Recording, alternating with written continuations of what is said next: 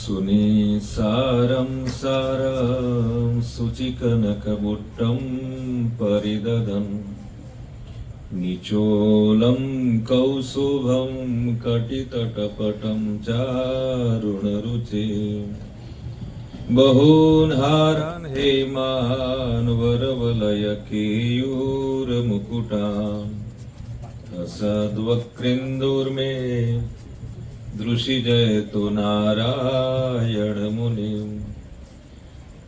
सदाई प्रकट અને પ્રત્યક્ષ અક્ષરધામાધિપતિ પૂર્ણ પુરુષોત્તમ સર્વાવતારી શ્રી સ્વામિનારાયણ બાપા, પ્રાતઃસ્મરણીય શ્રીજી સ્વયંમૂર્તિ જીવન પ્રાણ શ્રી અબજી બાપા શ્રી સ્વામિનારાયણ ગાદીના આદ્ય પીઠાધીશ્વર ગુરુદેવ જીવન પ્રાણ શ્રી મુક્ત જીવન સ્વામી બાપા, શ્રી સ્વામિનારાયણ ગાદીના પંચમ વારસદાર વિશ્વ વાત્સલ્ય મહોદધિ વેદરત્ન આચાર્ય પરમ પૂજ્ય શ્રી પુરુષોત્તમ પ્રિયદાજી સ્વામીજી મહારાજ, શ્રી સ્વામિનારાયણ ગાદીના આચાર્ય જ્ઞાન મહોદધિ પરમ પૂજ્ય આચાર્ય શ્રી જીતેન્દ્રિય પ્રિયદાજી સ્વામીજી મહારાજ કે જેઓ અત્યારે ભૂમંડળ સ્થિત તીર્થોત્તમ ધામ મણિનગરમાં બિરાજમાન છે, એવા પરમ પૂજ્ય આચાર્ય સ્વામીજી મહારાજની અનુજ્ઞાથી બાળ સંસ્કાર સિંચન કેન્દ્ર નિકોલ કારણ સત્સંગ સભા ગુરુવારની સભામાં મણિનગરથી પધારેલા સંત શિરોમણી શ્રી પ્રેમ સ્વરૂપદાજી સ્વામી, સંત શિરોમણી શ્રી શાંતિ નિલયદાજી સ્વામી તેમજ આજની સભામાં ઉપસ્થિત થયેલા તમામ સત્સંગી બંધુઓને સ્વામિનારાયણ બાપા, સ્વામી બાપા, પ્રેમમૂર્તિ બાપા અને જ્ઞાન મહોદધિ આચાર્ય સ્વામીજી મહારાજના દિવ્ય સ્નેહને આશીર્વાદ પૂર્વકના સૌને જય સ્વામિનારાયણ પાઠવ્યા છે। શિક્ષાપત્રી સર્વાવતારી શ્રી સ્વામિનારાયણ ભગવાને સ્વહસ્તે લખેલો એક ગ્રંથ, જે શિક્ષાપત્રી ગ્રંથને આજકાલ કરતા 198 વર્ષ પૂર્ણ થયા છે અને 2082ની સાલ વિક્રમ સંવત વસંત પંચમી મહાસુદ પાંચમના તારીખ 23 જાન્યુઆરી 2026ના 200 વર્ષ પૂર્ણ જ્યારે થઈ રહ્યા છે, ત્યારે સમગ્ર સ્વામિનારાયણ સંપ્રદાય શિક્ષાપત્રી દ્વિશતાબ્દી મહોત્સવ ધામધૂમથી ઉજવશે।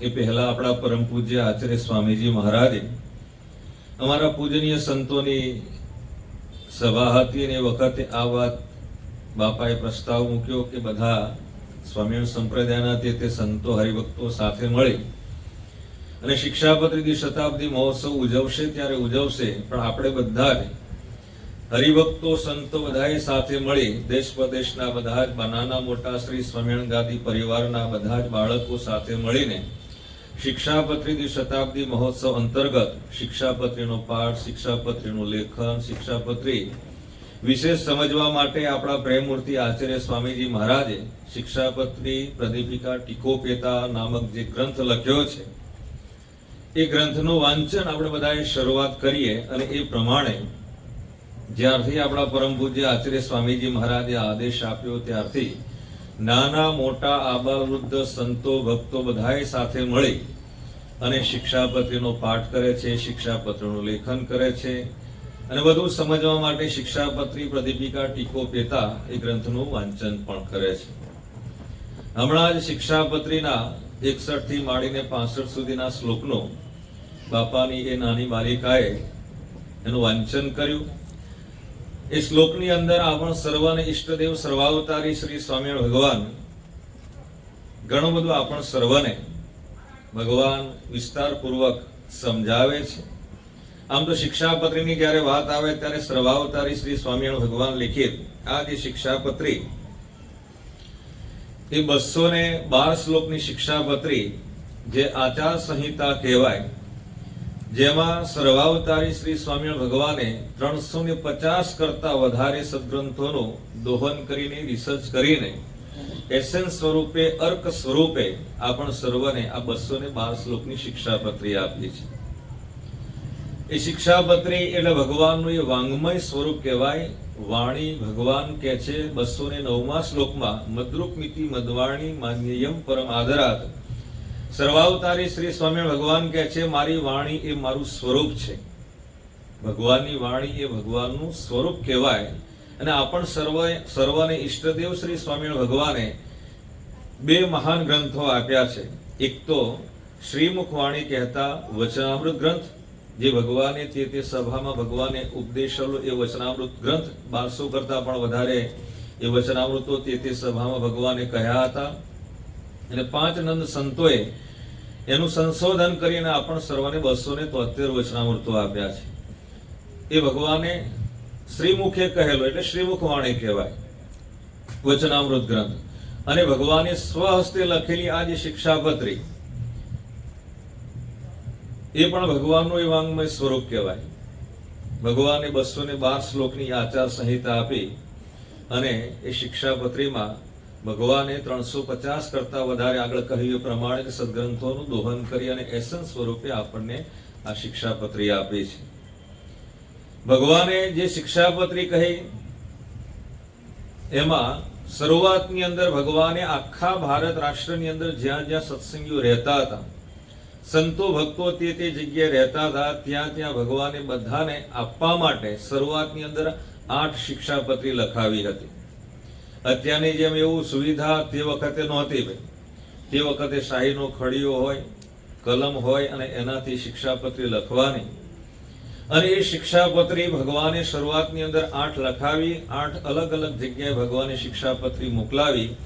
એમાંની એક શિક્ષાપત્રી સર્વાવતારી શ્રી સ્વામિનારાયણ ભગવાને 26મી ફેબ્રુઆરી 1830 સર્વાવતારી શ્રી સ્વામિનારાયણ ભગવાન જ્યારે રાજકોટમાં કોઠી કમ્પાઉન્ડ વિસ્તાર જે કહેવાય છે ત્યાં મુંબઈના ગવર્નર સર જ્હોન માલ્કમ અંગ્રેજ અધિકારી હતા, ગવર્નર હતા. તો એમણે પ્રાર્થના કરી હતી અને ભગવાને એમની પ્રાર્થનાનો સ્વીકાર કરી અને ભગવાન એમને કહે છે તમે રાજકોટ આવો, આપણે મુલાકાત કરીએ. મુલાકાત થઈ અને એ વખતે આપણા વડદાદા ગોપાળ બાપા પણ બિરાજમાન હતા.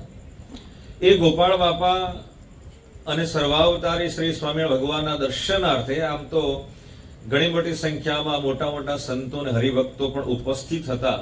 અને એ પેઇન્ટિંગ ચિત્ર અત્યારે પણ આપણે બધા જ તે મંદિરોમાં, આપણા મંદિરોમાં નિહાળવા મળે છે. તો સર જ્હોન માલ્કમ પોતે ભગવાનની પાસે આવ્યા અને ભગવાને એ વખતે 8 જે શિક્ષાપત્રીની અગાઉ વાત કરી, 8 શિક્ષાપત્રીમાંથી ભગવાને એક શિક્ષાપત્રી આ સર જ્હોન માલ્કમને ભગવાન આપે છે. એ શિક્ષાપત્રી સર જ્હોન માલ્કમ જ્યારે પાછા વિલાયત ગયા, ઇંગ્લેન્ડ યુકે ગયા, ત્યારે એ શિક્ષાપત્રી પોતાની સાથે લઈ ગયા અને દરરોજ એ શિક્ષાપત્રીનું પૂજન અર્ચન કરતા. ભગવાનનું વાંગ્મય સ્વરૂપ છે, વાણી સ્વરૂપ છે. આ બધા જાણતા હશો કે દાદા ખાચર જ્યારે સર્વાવતારી શ્રી સ્વામિનારાયણ ભગવાને લીલા સંકેલી ત્યારે એ વખતે પોતે ચેહમાં પડવા ગયા. અગ્નિ સંસ્કાર વિધિ, અંત્યેષ્ટિ સંસ્કાર ભગવાનનો જ્યારે થતો હતો ત્યારે, કારણ કે ભગવાનની સાથે અસાધારણ એમને પ્રીતિ હતી. એમણે વિચાર્યું કે ભગવાને આ લોકમાંથી લીલા સંકેલી, મારે પણ રહેવું નથી. એટલે ચેહમાં જ્યારે પડવા જતા હતા ત્યારે ગોપાળ બાપાએ એમને હરિભક્તો બધા સાથે મળી અને એમને ખેંચી લીધા. અને ગોપાળ બાપાએ કીધું કે ભગવાન ગયા નથી, ભગવાન તું સદાયને માટે પ્રગટ અને પ્રત્યક્ષ છે. એમ કહીને ભગવાને કહ્યું કે જાઓ, બેઠકે જાઓ. આ બાજુ અંત્યેષ્ટિ સંસ્કાર ભગવાનનો થઈ રહ્યો છે અને આ બાજુ બેઠકે જ્યાં ડભાણીઓ આંબો હતો ત્યાં બેઠક હતી, ત્યાં ભગવાન સભા ભરીને બેઠા છે. સંતો હરિભક્તો બધા બેઠા છે.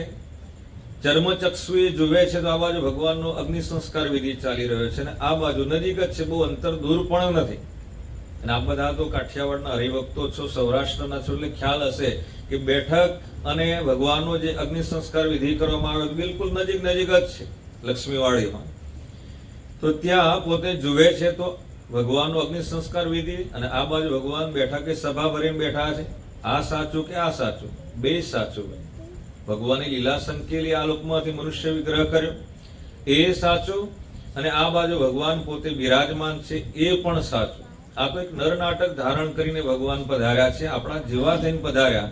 બાકી એ માણસ નથી, માળું નથી ભાઈ, નર નથી. કોણ છે? સર્વાવતારી શ્રી સ્વામિનારાયણ ભગવાન છે પોતે. એટલે ભગવાન આ રીતે પોતે આવા દર્શન આપ્યા અને ભગવાને દાદા ખાચરને પોતે આશીર્વાદ આપ્યા અને દાદા ખાચરને ગુલાબનો હાર મગમગતો એ હાર પહેરાવ્યો અને દાદા ખાચરને કહે છે, દાદા ખાચર હું ગયો નથી, હું તો સદાયને માટે પ્રગટ અને પ્રત્યક્ષ છું. પેલા એક સ્વરૂપે હતો, હવે હું 4 સ્વરૂપે સત્સંગમાં દર્શનદાન આપીશ એમ કહીને ભગવાન કહે છે કે પહેલા મારી પ્રતિમા સ્વરૂપે હું દર્શનદાન આપીશ. બીજું ભગવાન કહે છે કે અમારી ત્યાગીની પરંપરા, ભગવાન કે અમારી સાર્વભૌમ નાદવંશીય ગુરુ પરંપરાના પ્રથમ વારસદાર યોગીન્દ્ર વર્ય સદગુરુ શ્રી ગોપાળન સ્વામીની પરંપરામાં ભવિષ્યમાં એમના દ્વારા અમે દર્શનદાન આપીશું. ત્યાર પછી ભગવાન કહે છે કે અમારા સંત સ્વરૂપે, અને ભગવાન ચોથું કહે છે કે અમારો શિક્ષાપત્રી છે, વચનામૃત ગ્રંથ છે, આ સદગ્રંથો દ્વારા અમે સંપ્રદાયમાં વિચરીશું, દર્શનદાન આપીશું. આ રીતે ભગવાને દાદા ખાચરને કહ્યું. અને દાદા ખાચરને જે હાર પહેરાવ્યો હતો ને, ઘણા દિવસ સુધી એ મગમગતો ગુલાબનો હાર તાજો ને તાજો હાર રહ્યો હતો. બાકી હવારમાં ગુલાબનું ફૂલ એ ખીલેલું હોય તો હાજ પડતા કરમાઈ જાય ને. માળા હવારમાં ખીલેલો હોય, હાજ પડે એટલે ઢેરો ટપ થઈ જાય, ભાઈ કંટાળી જાય ને, એ થાકી જાય. પણ એ ગુલાબનો હાર ભગવાને જે દાદા ખાચરને પહેરાવ્યો હતો, પ્રસાદીનો હાર, ઘણા દિવસ સુધી એ મગમગતો હાર એ ઘણા દિવસ ખીલેલો રહ્યો હતો. દાદા ખાચરને એમ તો ભગવાન ગયા નથી, ભગવાન તો સદાયને માટે પ્રગટ અને પ્રત્યક્ષ છે 4 સ્વરૂપે. એમાં ચોથું સ્વરૂપ જે કહ્યું એ પ્રમાણે વચનામૃત છે, શિક્ષાપત્રી, એ દ્વારા ભગવાન પોતે આપણ સર્વને દર્શનદાન આપે છે. એ શિક્ષાપત્રી જેને 198 વર્ષ પૂરા થયા અને 2 વર્ષ પછી 200 વર્ષ અને સમગ્ર સ્વામિનારાયણ સંપ્રદાય એ શિક્ષાપત્રી દ્વિશતાબ્દી મહોત્સવ ઉજવશે. એના ઉપક્રમે શિક્ષાપત્રી તે શ્લોકો અહીંયા બાળકો વાંચે અને એના ઉપર પૂજનીય સંતો વિસ્તૃત આપણ સર્વને સવિસ્તાર એ સમજાવતા હોય છે. શિક્ષાપત્રીની જે આપણે થોડી પૂર્વ ભૂમિકા વિશે સમજ્યા અને ઘણું બધું એમાંથી અવનવું જાણવા પણ મળે છે. ભગવાને પેલા શિક્ષાપત્રી લખી હતી ને 149 શ્લોકની હતી શિક્ષાપત્રી. ફરીથી ભગવાને શિક્ષાપત્રી લખવાની શરૂઆત કરી એટલે 212 શ્લોકની શિક્ષાપત્રી જે આપણા બધાની પાસે છે. તો આવી શિક્ષાપત્રી ભગવાને શિક્ષાપત્રી સંસ્કૃતમાં લખી, નિત્યાનંદ સ્વામી એનું ભાષાંતર કર્યું ગુજરાતીમાં. સતાનંદ સ્વામીએ પણ શિક્ષાપત્રી લખી છે. આપણા ગોપાળ બાપાએ અનેક ભાષાઓમાં, પદ્યમાં, ગદ્યમાં એ રીતે શિક્ષાપત્રી લખવામાં આવેલી છે. લગભગ 29 વિશ્વની તે ભાષાઓ કહેવાય ને, 29 ભાષામાં આ શિક્ષાપત્રી લખવામાં આવેલી છે. આપણા સૌને માટે પ્રાઉડ અને ગૌરવની બાબત કહેવાય કે આટલી બધી ભાષાઓમાં આપણા દેશની ખાલી 10 ભાષા, બાકીની 19 વિદેશની ભાષાઓમાં એ શિક્ષાપત્રી કુલ મળીને 29 ભાષામાં એ અલગ અલગ ભાષાઓમાં શિક્ષાપત્રી લખવામાં આવેલી છે. શિક્ષાપત્રી નાનામાં નાનું સ્વરૂપ આટલું છે ભાઈ. આજ લાવવાનું ભૂલી ગયા, અમે બતાવીશું, કદાચ આવશે સ્વામી તારે મોકલશો. પણ કહેવાનું કે એ વખતે શિક્ષાપત્રી નાનામાં નાનું આટલો પણ ગ્રંથ છે અને મોટા મોટી પણ શિક્ષાપત્રી આપણે જોઈએ અને ઘણી વખત આપણે પેઇન્ટિંગ કરતા કેટલું મોટું એ સ્વરૂપ હોય છે શિક્ષાપત્રીનું. તો આવી શિક્ષાપત્રી આપણ સર્વને સર્વાવતારી શ્રી સ્વામી ભગવાને આપી છે. એ શિક્ષાપત્રી એનો પાઠ અહીંયા દર વખત એ બાળકો સાથે મળીને એ બધા કરે છે. અત્યારે આપણે શિક્ષાપત્રી વિશે જ્યારે વિસ્તારથી સમજવા જઈએ તો 61 થી માંડીને 65 સુધીના શ્લોકો હમણાં બાપા એ બાલિકાએ પોતે બોલ્યા. અહીંયા ભગવાન 63માં શ્લોકમાં કહે છે, ભગવાન મંદિરમ સર્વે સાયમ ગંતવ્ય મનવહમ નામ સંકીર્તનમ કાર્યમ તત્રોચે રાધિકા પતે. ભગવાન કહે છે કે અમારા જે આશ્રિતો છે, સત્સંગી છે, સર્વે સત્સંગી, તેમને નિત્ય પ્રત્યે સાયંકાળે ભગવાનના મંદિર પ્રત્યે જવું. ભગવાને જેમ પ્રથમના 32માં વચનામૃતમાં કહે છે કે પક્ષીઓ હોય સાંજ પડે એટલે પોતાના માળામાં આવીને વિરામ કરે છે, એમ કહીને ભગવાન કહે છે કે તમે પણ સાંજે સમયસર વિરામ કરો છો, એટલે ઘરે આવો છો કે પછી જ્યાં ત્યાં રખડો છો. ઘણા માણસ હોય રાત્રે મોડા સુધી બહાર ને બહાર ફરતા હોય, રખડતા હોય. ઘરના બાળકો હોય, એમના ધર્મપત્ની હોય, માતા પિતા વગેરે ચિંતા કરે કે અમારા ક્યાં ગયા છે. પણ સત્સંગી હોય સાંજ પડે એટલે ક્યાં આવે? સીધા મંદિર પ્રત્યે જાય. જ્યાં નજીકમાં એને કેન્દ્ર હોય, અહીંના નાના બાળકો હોય તો અહીંયા સંસ્કાર કેન્દ્રમાં પોતે આવતા હોય અને અહીંયા સંધ્યા આરતી થાય, સંધ્યા આરતીના નિયમો, કીર્તન ભક્તિ, ઘર સભા, કથા વાર્તા થાય. તો આ બધા નિયમો ભગવાન કે છે અમારા હરિભક્તોએ સાંજનો સમય સાયંકાળ થાય ત્યારે ક્યાં જવાનું? મંદિર પ્રત્યે જવાનું. જ્યાં નજીક પડતું હોય આપણું મંદિર, તો એ બધાએ સત્સંગીઓએ મંદિર પ્રત્યે અવશ્ય જવું. બીજે ક્યાંય ન જવું. કારણ કે સાયંકાળ એવો છે, સંધ્યાકાળ એવો છે કે એ સમયે આસુરી સંપત્તિનું જોર વધારે હોય, વિશેષ હોય. માટે સાયંકાળ થાય, સંધ્યાકાળ થાય એટલે ક્યાં જવાનું બાળકો? મંદિર પ્રત્યે જવાનું. હવે તો બધાય માળા ફેરવો એટલે બોલશો નહીં પાછા, નહીતર બોલાવતા. જો કે એ બરોબર છે, માળા ફેરવવું એ પણ સારું છે.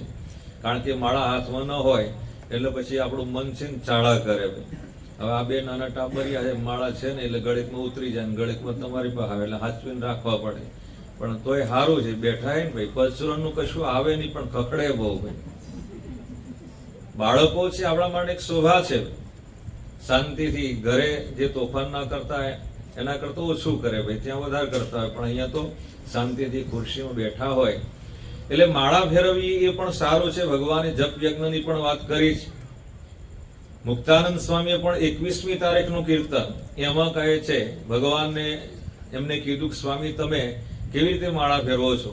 ત્યારે એ વખતે કવિ હૃદય, અષ્ટનંદ કવિઓ છે ને ભાઈ સંતો ભગવાનના સમયમાં, ત્યારે મુક્તાનંદ સ્વામી કહે છે, ભજો ભાવ સુ અખંડ જપ માળા રે, માળા ટાળે છે મન કેરા ચાળા રે, હરિનો એક એક અંગ ઓર ધારો રે, પ્રેમે સ્વામી નારાયણ ઉચ્ચરો રે.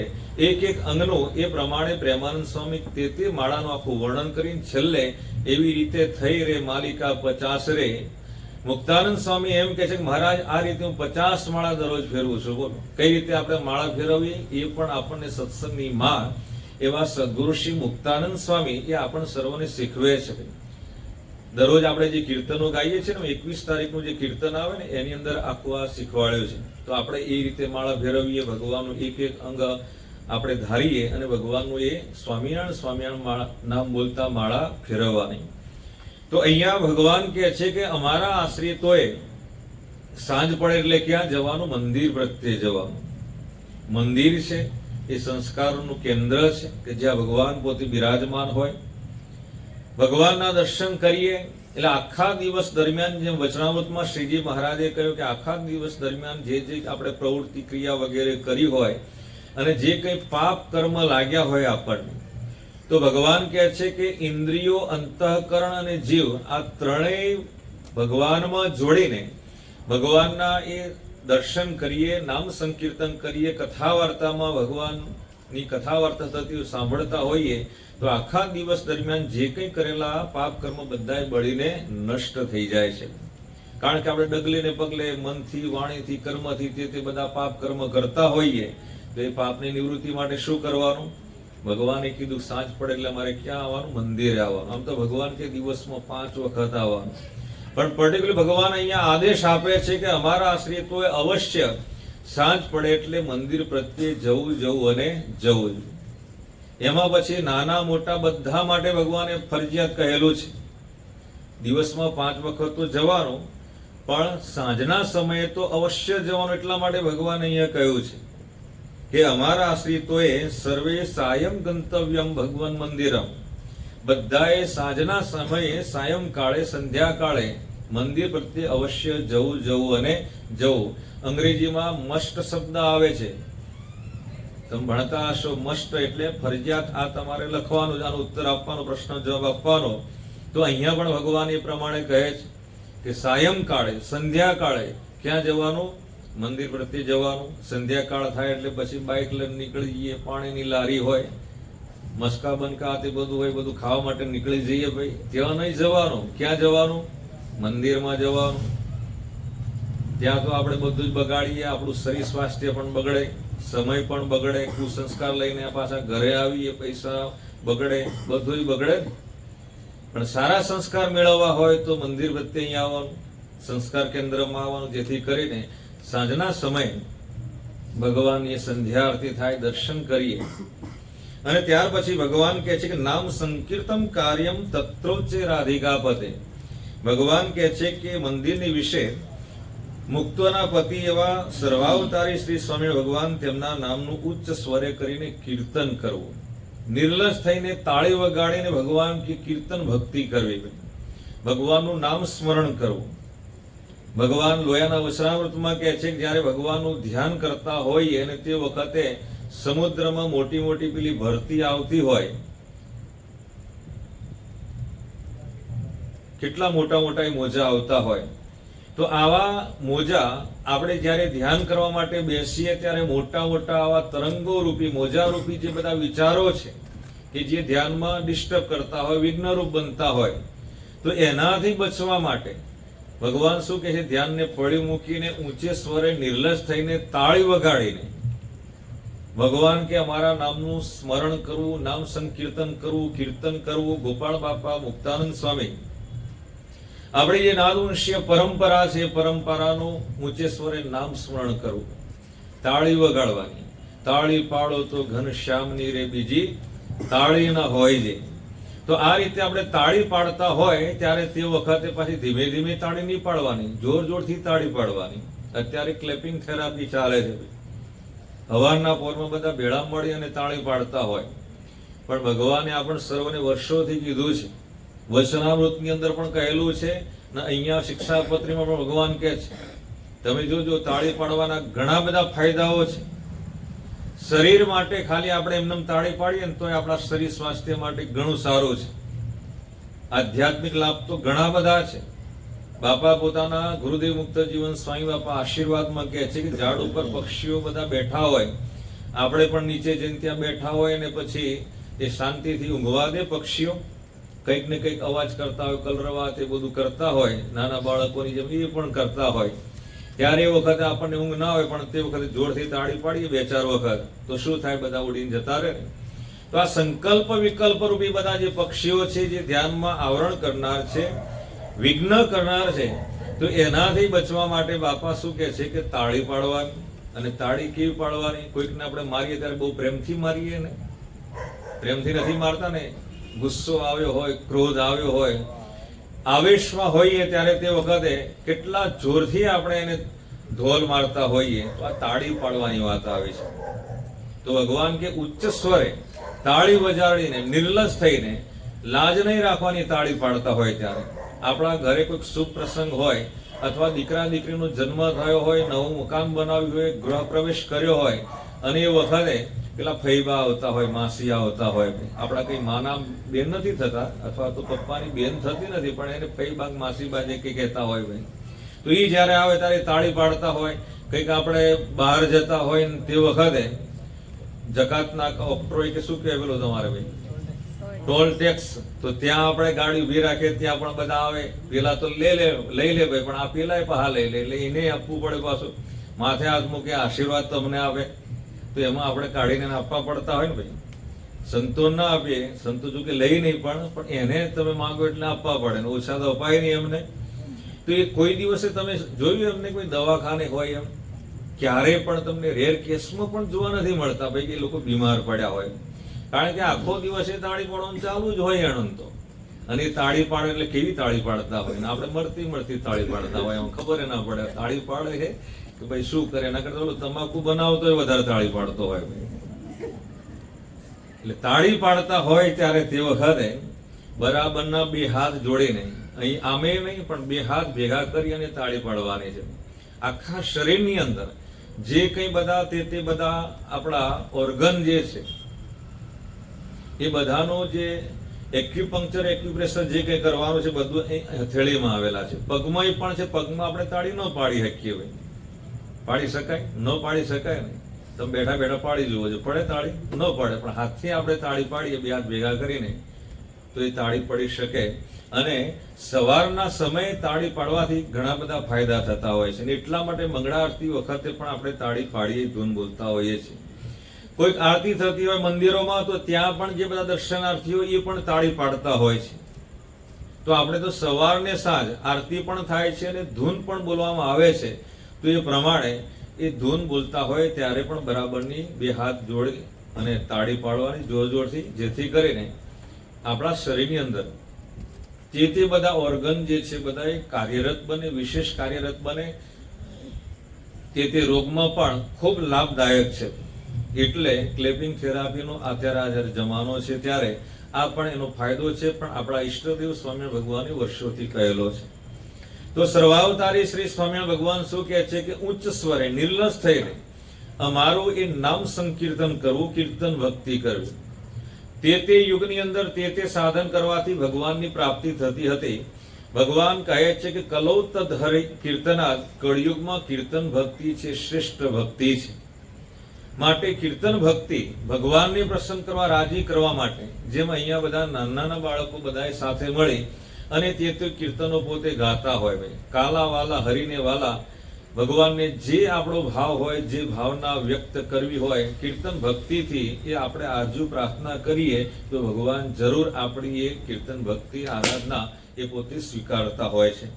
તો આવા સર્વાવતારી શ્રી સ્વામિનારાયણ ભગવાન કેવળ દયા કરી, કૃપા કરી આપણ સર્વને તે શ્લોકની અંદર ખૂબ મહાત્મ્ય આપણ સર્વને સમજાવે છે. અને ભગવાન આ રીતે આપણ સર્વને જે સદબોધ આપ્યો, ભગવાન કહે છે કે અમારા આશ્રિતોએ દરરોજ સાયંકાળે મંદિર પ્રત્યે અવશ્ય જવું અને જવું, ત્યાં જઈ અને ભગવાન કહે છે કે ઊંચે સ્વરે અમારું નામ સંકીર્તન કરવું, કીર્તન ભક્તિ કરવી. ત્યાર પછીના શ્લોકમાં ભગવાન કહે છે કે કથા વાર્તા કરવી. કારણ કે કથા વાર્તા એ આપણા જીવાત્માને બળવાન બનાવવા માટેનું એ જોરદાર એ રસાયણ છે, સાધન છે. કથાને આપણે ઉલટાવીએ તો શું થાય? થાક થાય.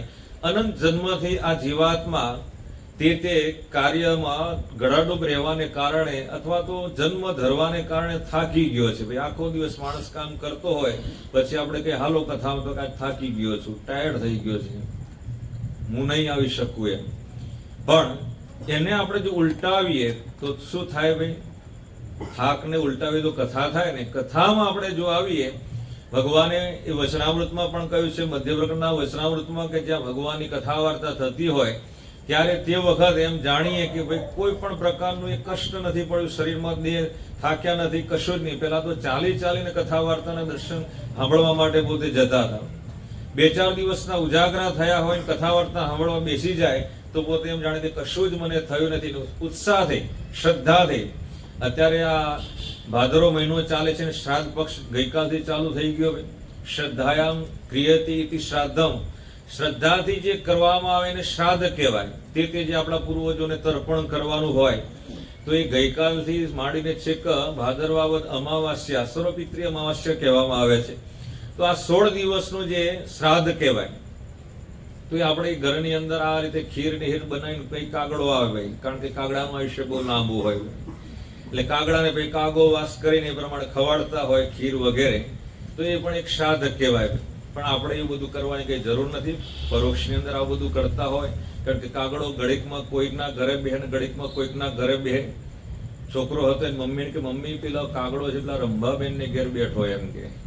જયારે એ વખતે એની માં ખીજાણી કે મારો વાલો ત્યાં એટલે જ જતો હતો પેલા, એમ કે કાગડો થઈને હવે ત્યાં બેહવા ગયો. પેલા બેહવા જતો ને હવે, એટલે આ એક જોક કરતા હોય લોકો એમ. પણ આપણે એવું નથી ભાઈ. આ તો એક રમૂજ માટે એવું કરતા હોય. અને પ્રતીક પણ એ રીતે કાગવાસનું હોય, કારણ કે એનું આયુષ્ય પણ બહુ લાંબુ હોય. પણ આપણ સર્વને સર્વાવતારી શ્રી સ્વામિનારાયણ ભગવાને શિક્ષાપત્રીના 91મા શ્લોકમાં પણ કહે છે કે તે બધા જે દ્વાદશા વગેરે બધા જે શ્રાદ્ધ કરવાના હોય, તો એ શ્રાદ્ધ પણ આપણે કરવાના. તો આજે અહીંયા ભગવાનની કૃપાએ કરીને નિકોલ બાળ સંસ્કાર સિંચન કેન્દ્રમાં કાંડ સત્સંગ સભામાં અહીંયા પૂજનીય સંતોને આવવાનું થયું. અને શ્રાદ્ધનું જે આપણે ખીર ને વગેરે દૂધપાક વગેરે બનાવી છે, એનું કારણ એ પણ છે કે અત્યારે ભાદરવો મહિનો ચાલતો હોય ત્યારે તે વખતે આપણા શરીરની અંદર વાત, પિત્ત અને કફ, આરોગ્યની દ્રષ્ટિએ જોઈએ, આયુર્વેદની દ્રષ્ટિએ જોઈએ તો પિત્તનો પ્રકોપ વધારે હોય, એને શાંત કરવાને માટે એ ખીર, દૂધપાક વગેરે એ બનાવવામાં આવતું હોય છે, જમાડવામાં આવતું હોય છે. આ એક પણ કારણ હોય છે.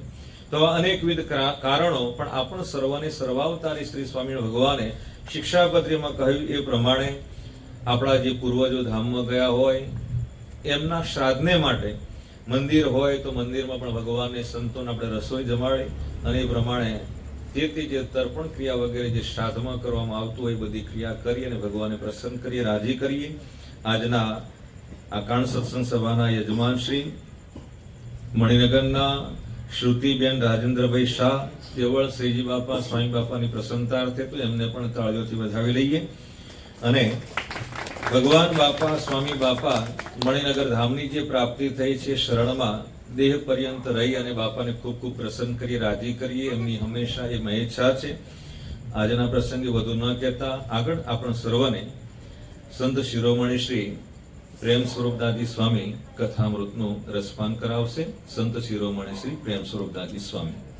સદાય પ્રગટ અને પ્રત્યક્ષ શ્રી અક્ષરધામના અધિપતિ આપણા ઉપાસ્ય ઇષ્ટદેવ શ્રી સ્વામિનારાયણ ભગવાન, જીવન પ્રાણ શ્રી અભિજી બાપા શ્રી સ્વામિનારાયણ ગાદીના આદ્ય આચાર્ય પ્રવર, ધર્મ ધુરંધર સનાતન ધર્મ સમ્રાટ, પરમ કલ્યાણકારી જીવન પ્રાણ સ્વામી બાપા, વેદ રત્ન આચાર્ય સ્વામીજી મહારાજ, જ્ઞાન મહોદધિ આચાર્ય શ્રી જીતેન્દ્ર પ્રિયદાસજી સ્વામીજી મહારાજ, પૂજનીય શ્રી ગુરુ પ્રિયદાસજી સ્વામી, શ્રી શાંતિ નિલયદાસજી સ્વામી, અને નિકોલમાં આજે કારણ સત્સંગની સભાનો જ્યારે દિવસ છે ત્યારે તમામ સભાસદોને શ્રી સ્વામિનારાયણ બાપા સ્વામી બાપાના દિવ્ય પ્રેમ અને ભાવથી સર્વને જય શ્રી સ્વામિનારાયણ. બંધુઓ, શિક્ષાપત્રી ભગવાન સ્વામિનારાયણે આપણને આપી, તો બંધુઓ એમના માટે ગુરુ પ્રિયદાસજી સ્વામીએ ઘણું બધું કીધું,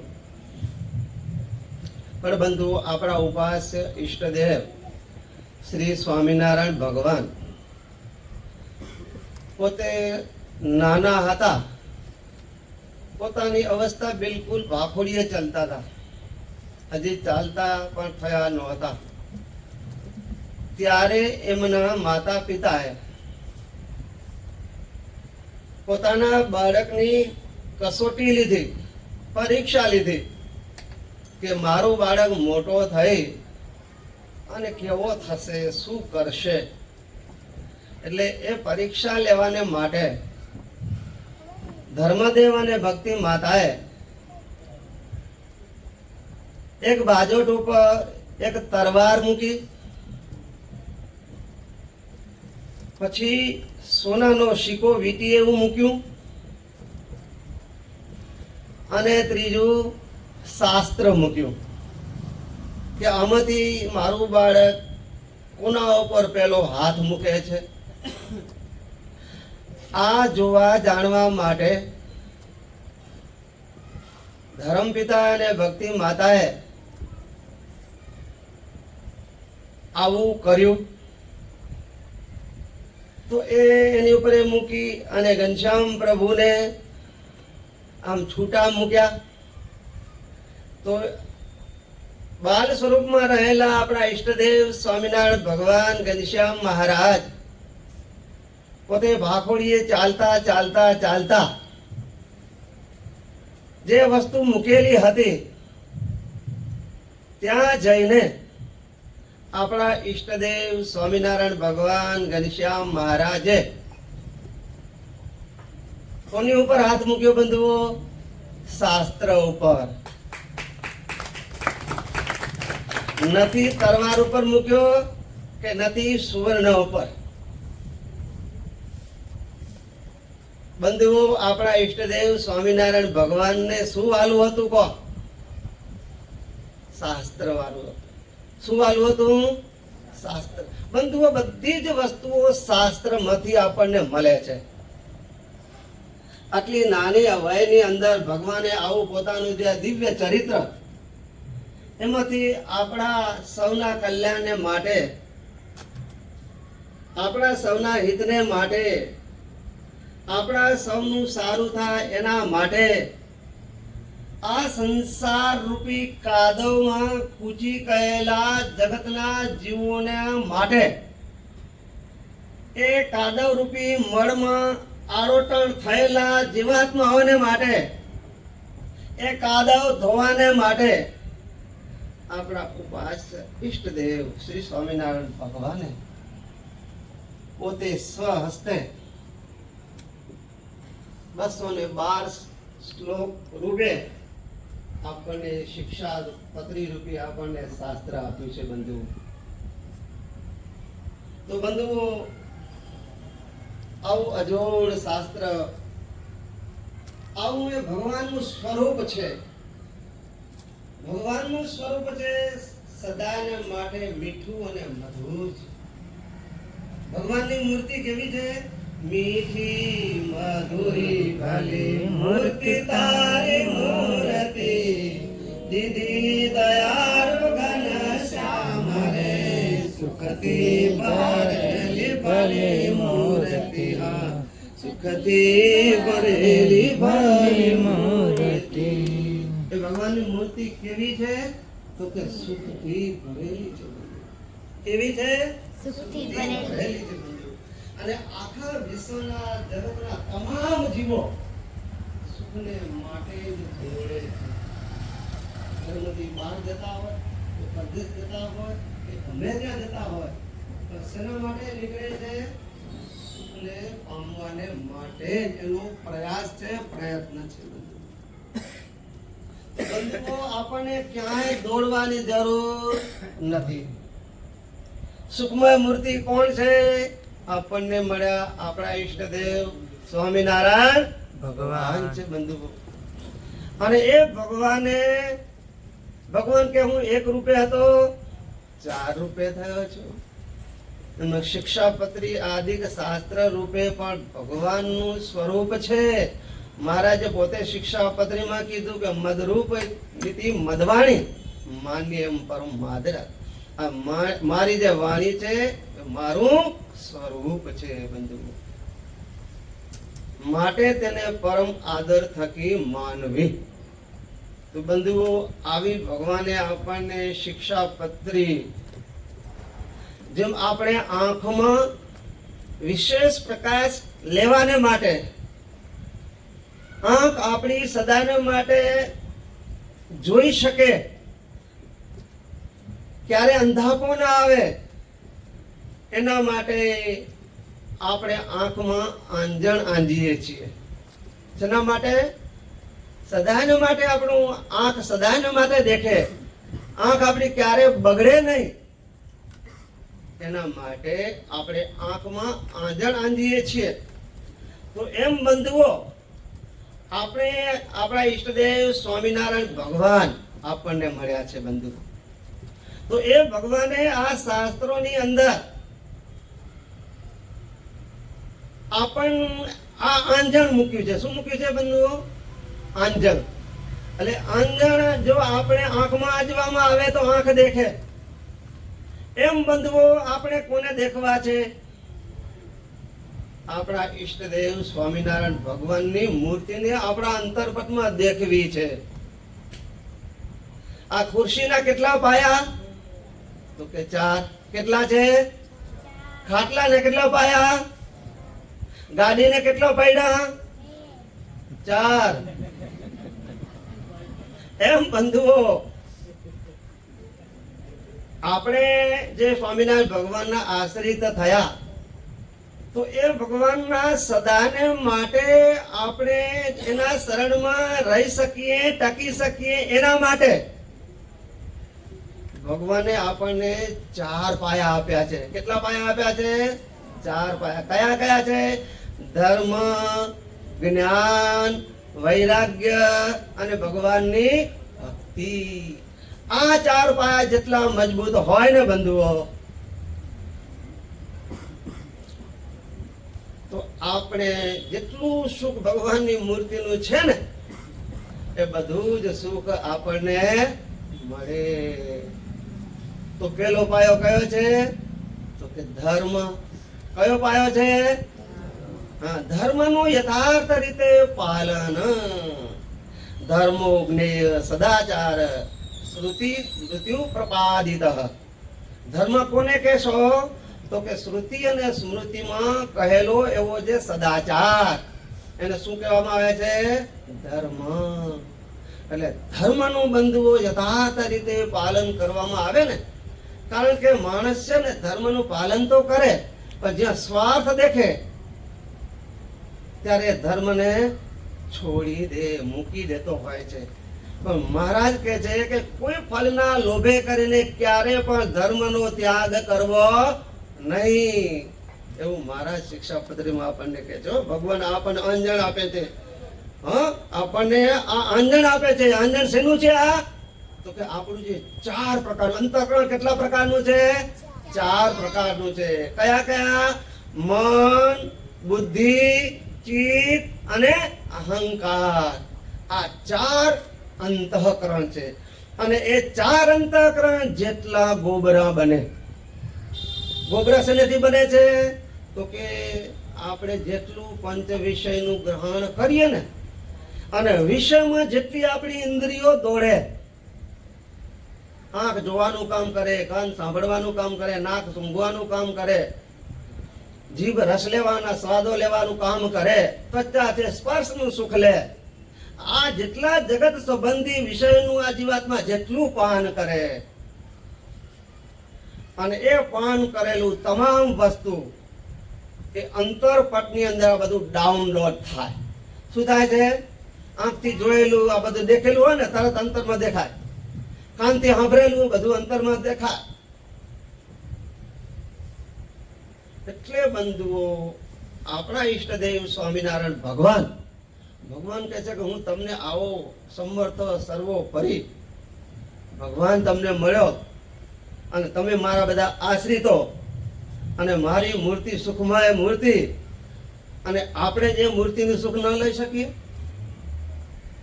તો બંધુઓ આપણે એ ભગવાનનું જેટલું સુખ, બાપાશ્રી કહે છે કે જેટલું રાજાનું રાજ્ય એટલું જ રાણીનું રાજ્ય.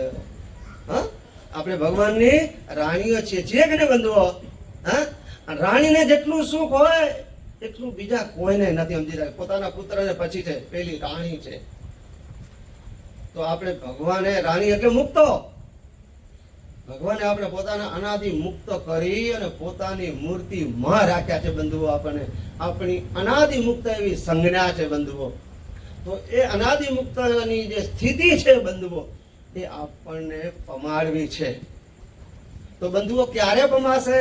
તો કે જે આ 4 પાયા જે કીધા, ધર્મ, જ્ઞાન, વૈરાગ્ય અને ભગવાનની ભક્તિ, આની જેટલી આપણે દ્રઢતા કરીશું, ધર્મનું યથાર્થ રીતે જેટલું પાલન કરીશું, આંખને જ્યાં જવા નહીં દઈએ, કાનને જેતે સાંભળવા નહીં દઈએ, જીભડીના અવાજો જ્યાં લારીઓમાં, સ્વામી કીધું ને, લારીઓમાં જાય, જ્યાં ખાવા જઈશું, આ બધું અંતઃકરણ ગોબરું, આ કાદવ કીચડ છે. જગતનો આ કાદવ કીચડ છે. અને એ કાદવ કીચડમાં આપણો બધો જીવાત્મા કાદવ કીચડ વાળો થઈ ગયો. તો બંધુઓ પછી એને એવા જીવાત્મામાં કઈ ભગવાનના દર્શન થઈ શકે? કોઈ શક્ય ખરું? અરીસો હોય, કાદવ કીચડ વાળો થઈ જાય, મોઢું દેખાય, શું કરવું પડે? સાફ કરવો પડે. અને સાફ કરવો એટલે હતો એવો થઈ જાય. સાફ કરવો એટલે દર્પણ હતું એવું થઈ જાય, અને આપણું મોઢું સરસ મજાનું દેખાય. એમ બંધુઓ, આપણું જે અંતઃકરણ છે ને, એ અંતઃકરણ જગત સંબંધી પંચ વિષયનું સેવન કરી કરી કરી અને ગોબરું થઈ ગયું છે. એટલે બંધુઓ, આ હાથમાં માળા પકડ્યું હોય તો ભારે પડે, આ હાથેથી શાસ્ત્ર પકડવું હોય, શિક્ષાપત્રી વાંચવી હોય તો ભારે પડે, ભારે લાગે, વજન લાગે, આપણને ગમે નહીં ત્યારે મૂકી દે એવું લાગે. શા માટે? તો કે જગત સંબંધી જે પંચ વિષયનું આ જીવાત્માએ વારંવાર એનું સેવન કર્યું છે, એનું પાન કર્યું છે, એને કરીને એ જીવાત્મા ઉપર માયા ફરી વળી છે. એને કરીને સારું, સાચું અને સત્ય એને દેખાતું નથી અને સમજાતું નથી. તો બંધુ, આપણા ઈષ્ટદેવ સ્વામિનારાયણ ભગવાને આપણા સૌના કલ્યાણ માટે આવી આ શિક્ષાપત્રી, અંજન રૂપ શિક્ષાપત્રી, આપણા અંતઃકરણને સાફ કરનારી શિક્ષાપત્રી. બંધુ, એનું જેટલું આપણે પાલન કરીશું, જેટલું એનું વાંચન કરીશું, આપણા આચાર્ય સ્વામીજી મહારાજને આ એક જ ધગસ છે કે આ સ્વામિનારાયણ ગાદીના આશ્રિત, મારું બાળક, મારા બાપાનું બાળક કોઈ પણ ગોબરું ના રહી જાય, ગંદુ ના રહી જાય. જે આપણને ભગવાન મળ્યા છે, જે આ સત્સંગ મળ્યો છે, જે સ્વામિનારાયણ ગાદી આપણને મળી છે, એનું જે સુખ છે, એ જે રાજ્ય છે ભગવાનનું, મહારાજ કે અમે દિવ્ય સિંહાસન ઉપર સદાને માટે બિરાજમાન છીએ, તેજોમય સ્વરૂપે, એ સ્વરૂપના દર્શન સદાને માટે આપણા અંતરપટમાં થયા કરે. એના માટે આ શિક્ષાપત્રીનું જે વાંચન અવશ્ય મેવ જરૂર છે અને છે જ. બંધુઓ, તમે વાંચતા હશો, કદાચ ના વાંચતા હો તો વાંચજો. આ શિક્ષાપત્રી સર્વ જીવ હિતાવહ છે. જે કોઈ શિક્ષાપત્રી આ વાંચે ને, રાજાઓ તો રાજા, રાંક તો રાંક, ગરીબ તો ગરીબ, ગમે તે નાત જાત ગમે તે, આ શિક્ષાપત્રી પ્રમાણે જે વર્ત છે તો ભગવાન સ્વામિનારાયણ એવા આશીર્વાદ છે તો ક્યારે આ લોકમાં ક્યારે દુઃખી થશે નહીં. એવા આપણા ઈષ્ટદેવ સ્વામિનારાયણ ભગવાન આવા દિવ્ય આશીર્વાદ છે બંધુઓ. તો આ આશીર્વાદને આપણે પામવા છે ને બંધુઓ. તો બંધુઓ, આપણે એક શિક્ષાપત્રી ભગવાને આપેલી આવી કલ્યાણકારી શિક્ષાપત્રી, સુખમયી શિક્ષાપત્રી, અન્યન્મયી શિક્ષાપત્રી, આપણું અંતરને ધોનારી શિક્ષાપત્રી, અંતરના મેલને સાફ કરનારી આવી ભગવાનની દિવ્ય વાણી, એવી ભગવાનની દિવ્ય મૂર્તિ. બંધુઓ, આપણે એનું વારંવાર વાંચન કરીએ, એનું મનન કરીએ, એનું પઠન કરીએ, એનું શ્રવણ કરીએ અને એ પ્રમાણે ભગવાને કહેલી જે વાણી એ પ્રમાણે આપણું આચરણ કરીએ બંધુઓ. એ પ્રમાણે આપણે વર્તીએ અને ભગવાનને ખૂબ ખૂબ રાજી કરીએ અને કરીએ. બંધુઓ, ફરીથી આવો મનુષ્ય જન્મ ક્યારે પાછો આવશે? આવે છે? કોઈને ઘડપણ જોઈ છે? ઘડપણ જોઈ છે? કોઈને ઘરડા થવું છે? કોઈને નથી. તો બધા ના પડે. અલ્યા નહોતું જોઈતું ને ક્યાંથી આવ્યું? આપણે કોઈ જોતું નથી, પણ છતાંય આવી જાય છે બંધુઓ. આજે નાના હતા અને આજે કેટલી ઉંમર થઈ છે ભાઈ. લાગે એમ તો કાલે હજી અહીંયા રમતો હતો, હું આ સ્કૂલમાં ભણતો હતો, આ ગામમાં ફરતો હતો, આ ગામની ધૂળમાં હું ફરતો હતો. હજુ હમણાં એવું લાગે, પણ આ ક્યારેક ઘરનું માથે સાફ ધોળા થઈ ગયો. અંગમ ગલિતમ પલિતમ મુંડમ દસન વિહીનમ જાતમ કુંડમ વૃદ્ધો યાતિ ગ્રહિત્વા દંડમ તદપીનમ ઉચ્ચત્યાસા પિંડમ. બંધુઓ, છતાં પણ આ મનુષ્યનો સ્વભાવ છે, અંગ ગળી જાય, દાંત પડી જાય, મોટું બોકડું થઈ જાય, આંખો ઊંડી ગળી જાય, ચામડું લબડી પડે, ઘૂંટણે વાહ આવી જાય, હલાય નહીં. છતાં પણ આ મનુષ્ય આશા રૂપી તૃષ્ણા રૂપી જે ડબીઓ છે એની ક્યારે ભરાતી નથી. વિષયની ક્યારે તૃપ્તિ મહારાજ કે થઈ નથી અને થવાની પણ નથી. મેલ દાંતી અને કર અડગું. શું? મેલ દાંતી અને કર અડગું. જન્મો જન્મ આપણે વિષયનું પાન કર્યું છે, હજુ સુધી આપણે ધરાણા નથી અને ધરાવાના પણ નથી. તો બંધુઓ, જે ભગવાનને આપણી પાસે કરાવવું છે, શિક્ષાપત્રીનું વાંચન, શિક્ષાપત્રી પ્રમાણે આપણું અનિશુદ્ધ વર્તન આપણે એ પ્રમાણે બરોબર કરીએ એવી આપણા ઈષ્ટદેવ સ્વામિનારાયણ ભગવાનના ચરણ કમળમાં એવી પ્રાર્થના કરીએ કે હે અક્ષરધામના અધિપતિ સ્વામિનારાયણ બાપા, હે જીવન પ્રાણ સ્વામી બાપા, હે આચાર્ય સ્વામીજી મહારાજ, અમને એવી દિવ્ય બળ, બુદ્ધિ, શક્તિ અને ભક્તિ આપો કે જેને કરીને આપે જે શિક્ષાપત્રી આપણને અમને આપી છે આપે એ પ્રમાણે જ અમારું વર્તન કરીએ ને આપણે ખૂબ ખૂબ રાજી કરી શકીએ એવી દિવ્ય બળ, બુદ્ધિ, શક્તિ, ભક્તિ આપો. એ જ પ્રાર્થના સહ સર્વે ભક્તોને જય સ્વામિનારાયણ. અક્ષરધામના અધિપતિ સ્વામિનારાયણ બાપાની જય, ઘનશ્યામ મહારાજની જય, હરે કૃષ્ણ મહારાજની જય. બાપા